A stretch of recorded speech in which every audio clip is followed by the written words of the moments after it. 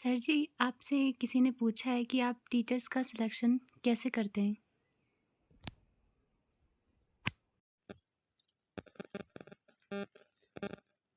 तो ज़्यादातर जो पुराने टीचर्स हैं, जो यहाँ से जा चुके हैं, तो वो रिकमेंड करते हैं। मतलब वो किसी को यहाँ के बारे में बताते होंगे और तब वो हमें पूछते हैं कि ज़्यादातर लड़कियाँ ही करती हैं अप्लाई, लड़कियाँ ही आना चाहती हैं क्योंकि एक तो यहाँ पैसा बहुत कम है और लड़कियों के लिए अच्छी जगह है, कम्युनिटी है, सीखने के लिए काफ़ी कुछ है। अ, तो वो पहले ही जो मेन चीज़ें वो देख चुके होते हैं। तो पहली क्वालिटी ये है कि भई उसकी नेचर कैसी है, वो फिट हो जाएगी कि नहीं होगी यहाँ, तो उसका स्वभाव कैसा है, ये सबसे ज़्यादा महत्वपूर्ण। दूसरी बात कि उसको कम्युनिटी सेंस कितना है, कम्युनिटी में रही क्या, सबके बारे में सोचेगी कि कहीं अपने बारे में तो नहीं सोचेगी, ऐसा वाला। तो अगर पुराने टीचर्स रिकमेंड करते हैं तो ये सारी चीज़ वो देख चुके होते हैं।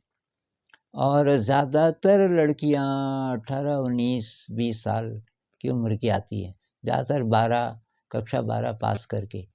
तो ये होता है कि भई यहाँ रहते हुए आप आगे की पढ़ाई भी कर सकते हो और तो थोड़ा बहुत आपको जेब खर्च भी मिल जाएगा, पढ़ाई-लिखाई का भी चल जाएगा और कुछ अतिरिक्त।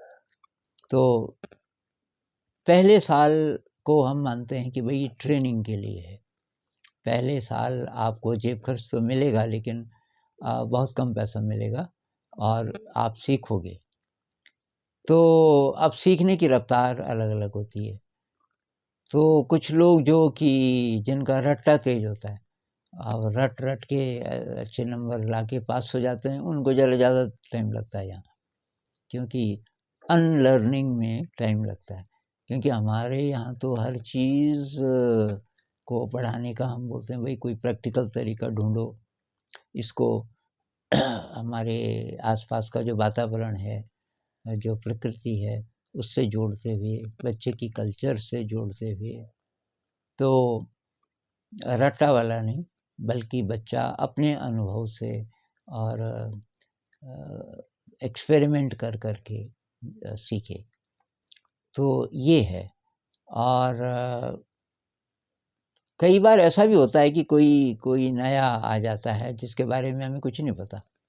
तो कोई लड़की जैसे आ गई, हमें उसके बारे में नहीं पता, तो हम बोलते हैं भई यहाँ आप रह लो 15 दिन, 1 महीना करीब रह लो और तुम्हें अगर पसंद आए और हमको भी लगे कि तुम ठीक-ठाक हो, तो कभी-कभी ऐसा भी होता है। और अब स्किल्स, कौन से स्किल्स हैं यहाँ के लिए बहुत ज़रूरी? तो एक तो वही कि भई अपना काम सब लोगों को मिल कर के करना है, खाना बनाना है, बर्तन साफ़ करने हैं, सफाई करनी है, इत्यादि। और एक-दूसरे की मदद भी करनी है, कोई बीमार हो गया तो उसकी देखभाल करनी हो जैसे। ये नहीं कि अपने ही अपने लिए। तो समाज के साथ मिल कर के चलना है। दूसरी बात, ध्यान में इंटरेस्ट होना ज़रूरी है। तो पहले से नहीं भी है तो कम से कम ट्राई ट्राई करने में ओपननेस होनी चाहिए।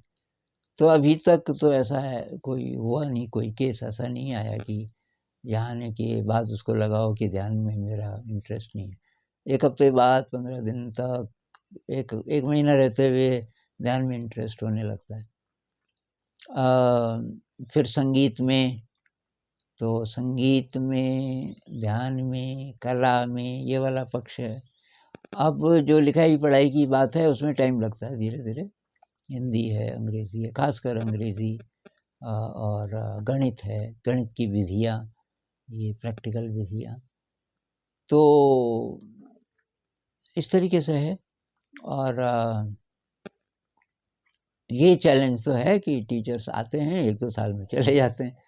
कोई रह जाता है 3 साल, कोई 4 साल भी। और हालाँकि यहाँ ये भी है कि ज़रा ज़्यादा टाइम हो गया, 3 साल हो गए अगर आपको, तो आपको थोड़ा-सा सैलरी और मिलेगी। खाना रहना तो फ्री है ही, कोई मेडिकल कुछ प्रॉब्लम हो जाए तो उसका इलाज वो भी है, वो स्कूल उसको वहन करता है। इसके अलावा घर में कोई बड़ी प्रॉब्लम आ जाए तो उसमें भी स्कूल मदद करता है जहाँ तक हो सके। तो तो ये है, मुख्य बात ये है कि सब लोग मिल कर के एक माइंड फील्ड बनाएं। ये बात जिसको जितनी जल्दी समझ आती है वो उतना ज़्यादा तब जाए, तब घर भी नहीं जाना चाहते ज़्यादातर टीचर्स, यहीं ज़्यादा रहना चाहते हैं। और वो चैलेंज है कि वो अब 1 साल बाद 2 साल बाद ज़्यादा 3 साल हुए चले जाते हैं, तब नए आते हैं, नए लोगों के साथ फिर वही कि उनको दोबारा से सिखाओ। उसका प्लस पॉइंट ये है कि फिर ज़्यादा लोगों को आपने कुछ स्किल्स दिया, ध्यान का संस्कार दिया, तो जहाँ भी जाएंगे अपने परिवार में, अपने समाज में कुछ अच्छा करेंगे। प्लस पॉइंट तो ये है। और परेशानी का पॉइंट ये है कि अब लगातार आपको नए आदमी को सिखाना ही पड़ेगा। तो दोनों चीज़ें चल रही हैं और कुल मिला के ऐन मौके पे, ठीक टाइम पे कहीं ना कहीं से नए टीचर्स आ ही जाते हैं। तो अभी तक तो ऐसे चल रहा है।